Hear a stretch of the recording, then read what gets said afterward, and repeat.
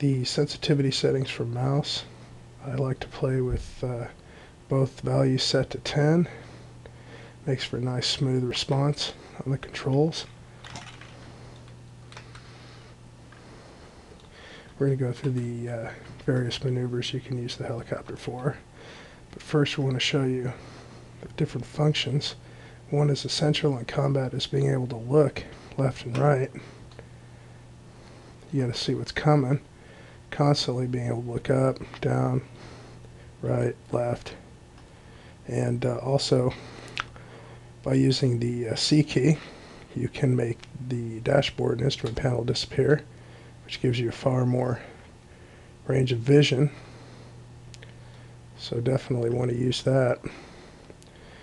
Then once again, you want to have, at least I prefer, all the mouse settings set all the way up to 10 for sensitivity. That way you can do a real quick snap roll without having to move the mouse across a considerable amount of real estate you would if you had lower settings.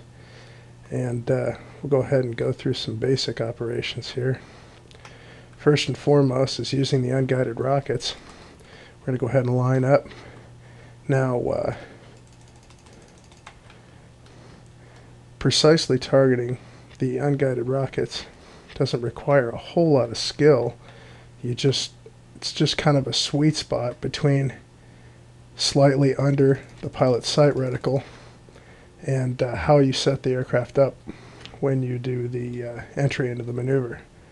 For example, to get the most precise targeting and direction on the missiles, you're going to want to hold down full negative collective, meaning that you want to hold the power setting there. So that, for most of you guys, you end up using a keyboard. I play with a keyboard and a mouse.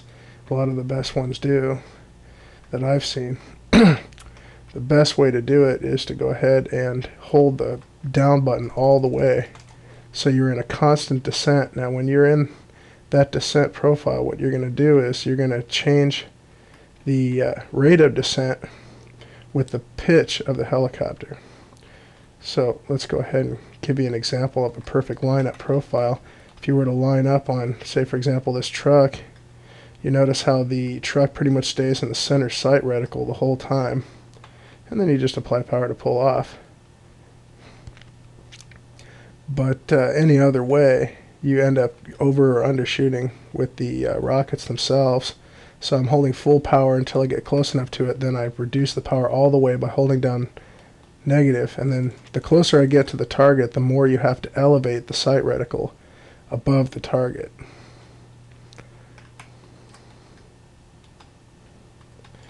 And you don't have to line up from a considerable distance. You can actually stay in a pretty tight box and continuously execute this. So once again, we're going to demonstrate attacking a rather small target, probably a critical target too. Notice how I have the reticle just slightly above the target, and you can pretty much land every missile. And you could do this short too, like you don't have to actually come back for a couple hundred feet. You can do it real short like that. Just remember, as the closer you approach the target, the higher you have to elevate the nose and get that center sight cue above the target. Even if you come in with a little speed, you can pretty much guarantee landing every rocket on the target. So we go ahead and just review how it is you do it. You approach it, and then as soon as you line up on it, you do full negative power, meaning you bring the power all the way back and you hold the down. There's a positive and negative power for the collective, and you hold the collective all the way down, and as you approach the target, the closer you get, you're going to want to elevate the sight cue. Now if you're pretty far away, the missiles are still pretty accurate. They don't start to drop until pretty far away. So basically the idea behind it is you can land almost every missile, if not every missile. Yeah, the unguided rockets are pretty much the only tool you have. If you do have, you are riding with a gunner. But they're usually pretty underestimated. I've gotten all kinds of stuff with them. Even fired one or two and was able to take out infantry at a considerable distance. But to consistently get the target, pretty much no matter what speed or altitude you're at, you always have to hold negative power down. And then approach by adjusting your angle, by adjusting the pitch. closer you get to the target, the more you're going to want the reticle above the target. The missiles pretty much always fly straight. So we can go ahead and hit this jet. I'll go ahead and demonstrate what it's like at different angles. Yeah, you can come in with a lot of speed and power at the last minute. Just make sure you hold that negative power down all the way. Hold the collective all the way down. And the closer you get to the target, of course, the more you have to elevate the target in the side Q. So you want if you get real close to the target, you want the side Q above the target the closer you get. Further away you are, the more you want it on target. There's no real sighting aid to adjust for this. See, that's usually should be about enough to get it there.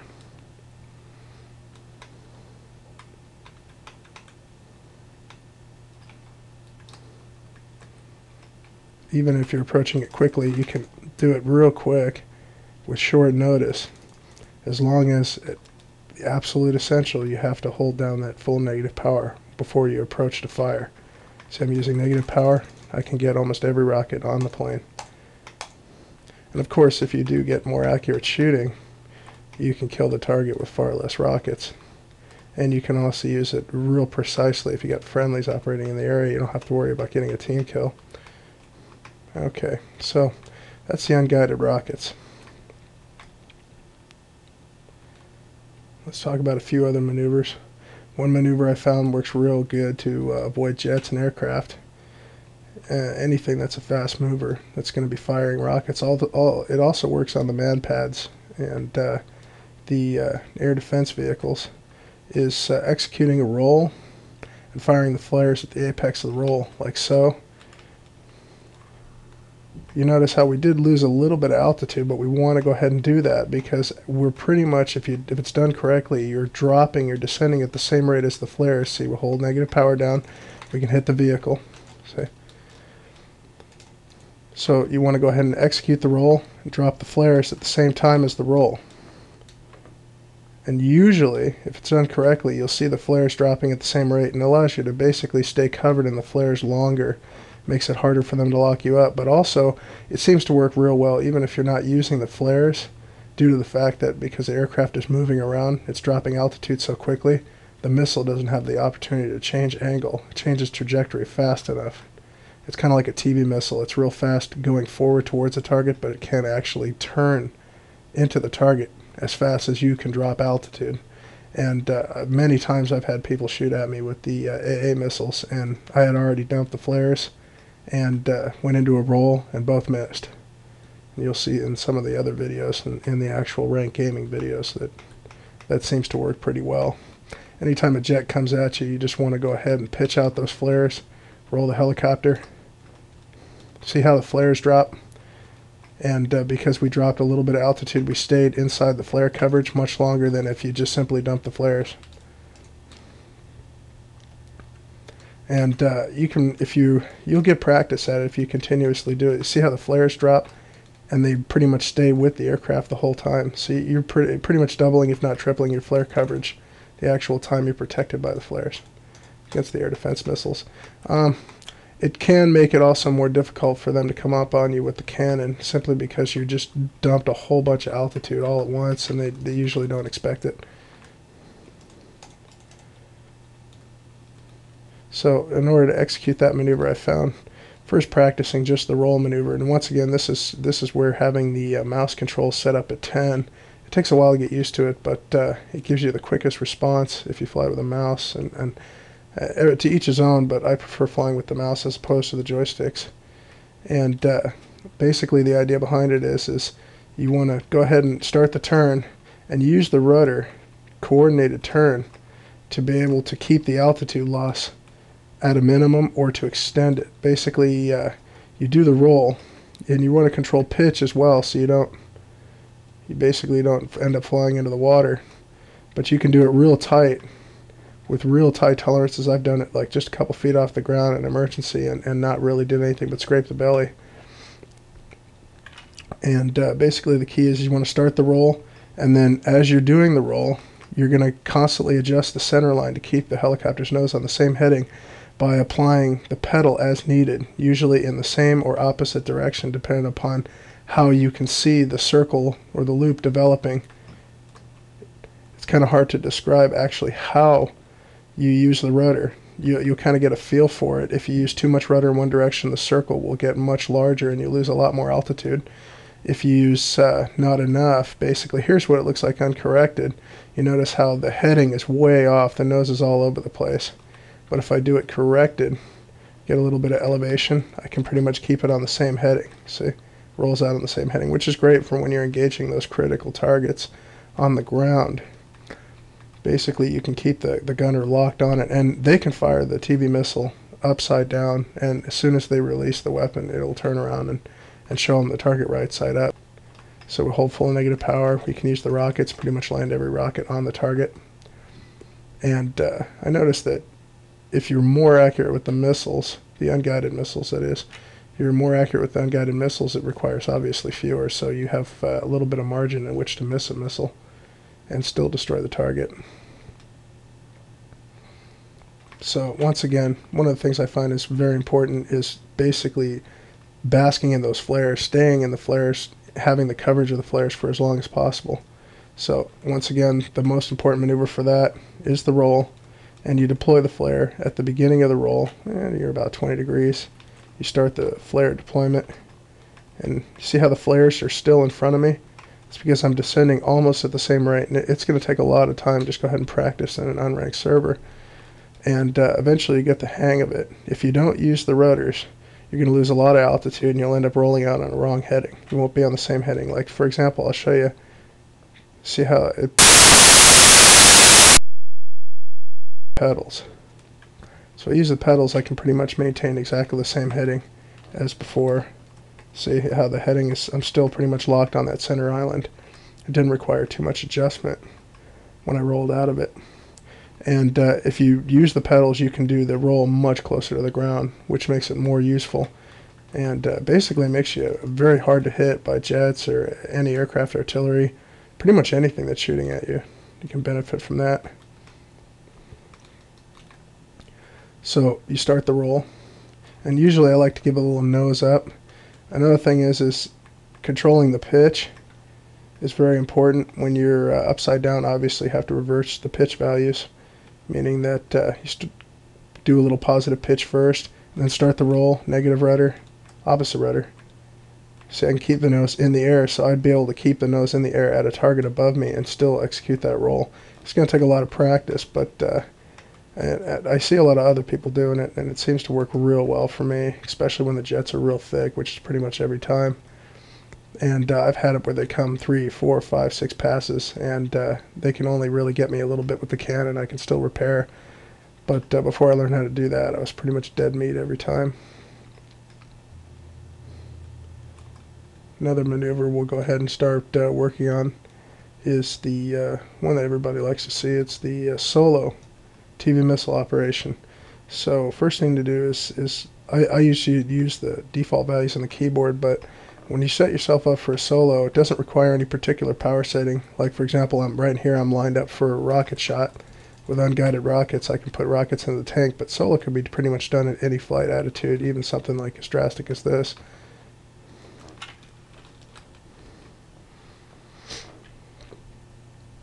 And so basically what you do to solo is you want to have the target to the right of the reticle, pretty much like, I'd say like a ½ inch to an inch.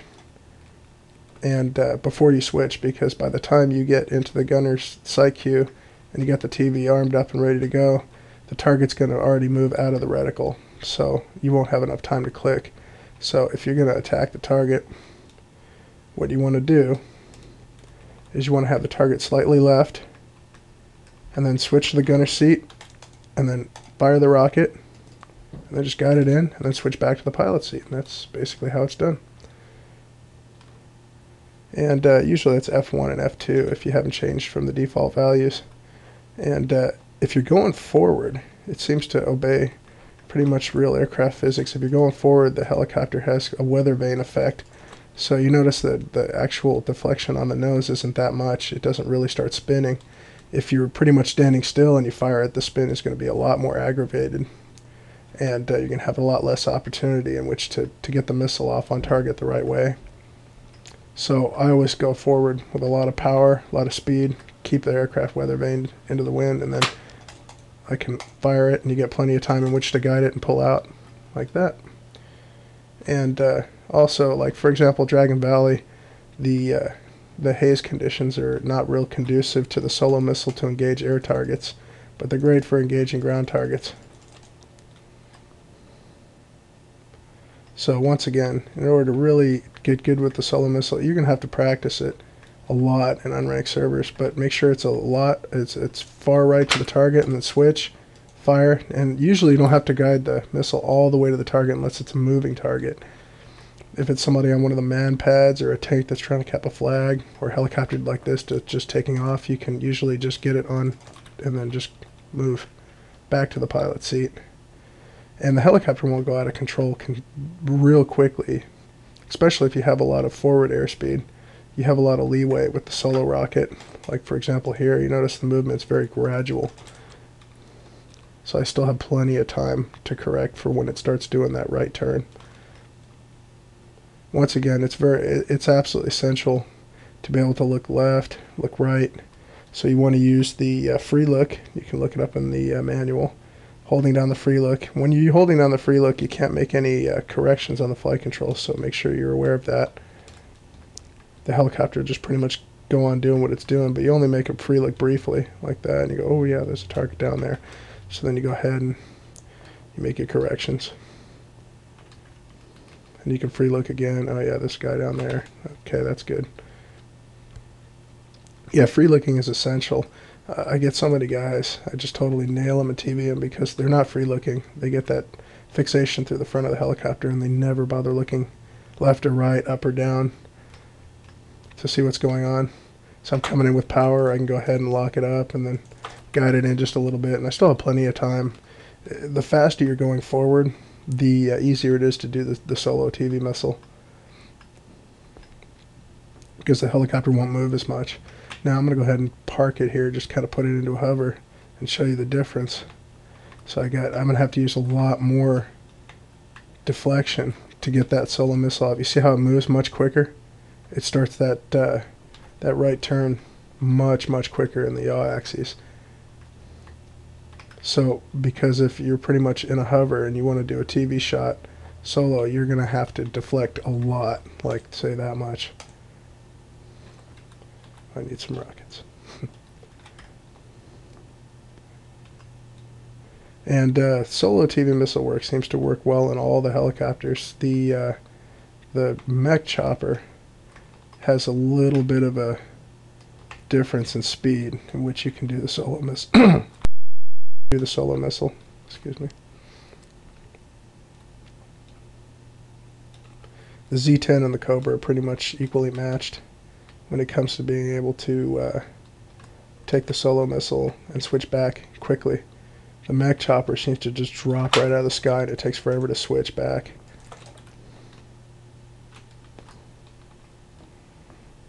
So once again, to engage targets with the unguided missiles, hold down full negative power, the sight Q slightly above the target, and the closer you get to the target, the more you have to elevate the sight Q, and you can land pretty much every missile. But if you don't use full negative power, you're just going to fly right over the target, and so are your missiles. And you might end up hitting the terrain or some obstacle. So in order to make the unguided missile effective, you absolutely have to have full negative power. Now the angle of attack really doesn't matter. See, for example, that's pretty steep. I can get all the rockets on that target. And if you're holding full negative power, you're not really just ripping through the terrain either, so you have plenty of time in which to pull out. You can do it on pretty short notice. You just hold the power all the way down as if you were going to go ahead and land. And then adjust the pitch. Let's just go ahead and review some of the things we've talked about here. The evasive from jets, I would say that's the #1 item, is being able to execute the roll. And first, you're not going to be able to roll out on pretty much the same heading. But start the roll, and as soon as you go into the roll, fire the flares.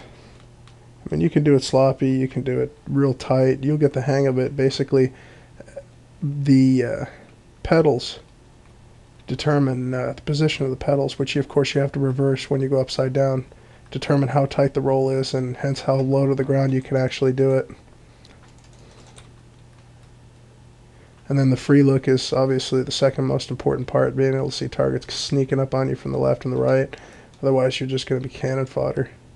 You definitely got to keep your head on a swivel, just looking around at all times, spotting out targets on the ground. And you can spot when that, so you basically, to go ahead and spot, you can just free look, and then you can use the same spotted item as you would if you were looking at something forward. Gives you kind of an advantage against people who are not using it.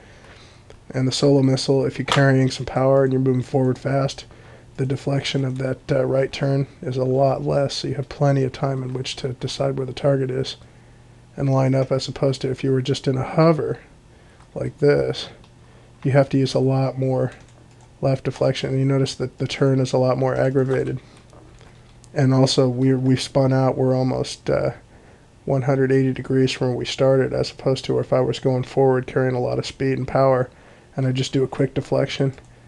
You notice how the helicopter can still remain pretty much on target, and I can just keep on going where I'm going, as opposed to having to just turn it 180 degrees back around again. The unguided rockets, to engage with those, just make sure you hold down full negative power all the way down, as if you were coming in for a nice smooth landing, and then put the sight cue just slightly above the target at further distances, and the closer you get to it, the more you have to elevate the target. Elevate the sight cue above the target. So yeah, I find it's really useful when you're flying the Chinese and you go to attack this phalanx cannon. You just go ahead and make sure you're moving forward and you're carrying some power, and you can engage it. Another sweet spot in which to nail the guys on the deck is to just kind of sit in front of the bow of the ship into a hover, and then just kind of pop up every once in a while. You can even use the unguided rockets to engage the jet from a distance. But then go ahead and pop up. They're going to lock you up as soon as you get up to about here, and you just drop your flares, and then you can guide the missile right into the phalanx, and then that threat is over with, and then you can just rape the ship very easily after that. So you use the negative power to get, and you can hit the jets and the choppers. Remember, the jets take far less rockets than the choppers. The jets, I think, only take 2 or 3, and the choppers, you really have to blow the whole load on it in order to blow it up. Yeah. And land, basically all you're going to do is you're going to hold the power all the way down and pitch the nose up until you null out that forward momentum. So you're going to keep going, pushing up,